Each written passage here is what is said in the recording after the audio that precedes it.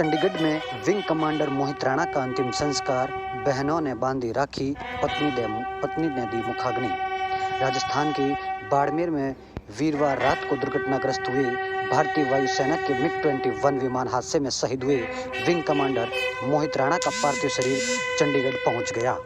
उनकी पार्थिव देह आज दोपहर 12 बजे के करीब न्यू चंडीगढ़ स्थित उनके घर पहुंची थी।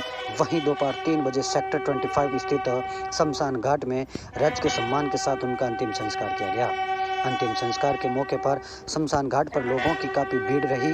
शहीद मोहित राणा के परिवार के सदस्य समेत बड़ी संख्या में रिश्तेदार भी मौजूद रहे। उन्हें उनकी पत्नी निधि और चाचा के बेटे रोहित ने मुखाग्नि दी है। इससे पहले बलिदानी विंग कमांडर मोहित राणा के न्यू चंडीगढ़ के ओमेक सिटी स्थित घर पर उनके अंतिम दर्शनों के लिए भारी भीड़ उमड़ी थी। मोहित की 2 बहनें हैं जिन्होंने उन्हें अभी राखी भी बांधी। पूरे परिवार के सदस्यों का रो रो के बुरा हाल था।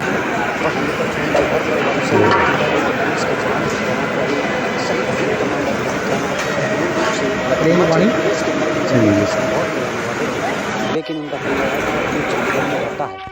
मोहित के पिता ओम प्रकाश राणा सेना से लेफ्टिनेंट कर्नल के पद से सेवानिवृत्त हैं। मोहित राणा के पार्थिव शरीर पर पहुंचने से पहले उनके तमाम रिश्तेदार व करीबी उनके घर में मौजूद थे।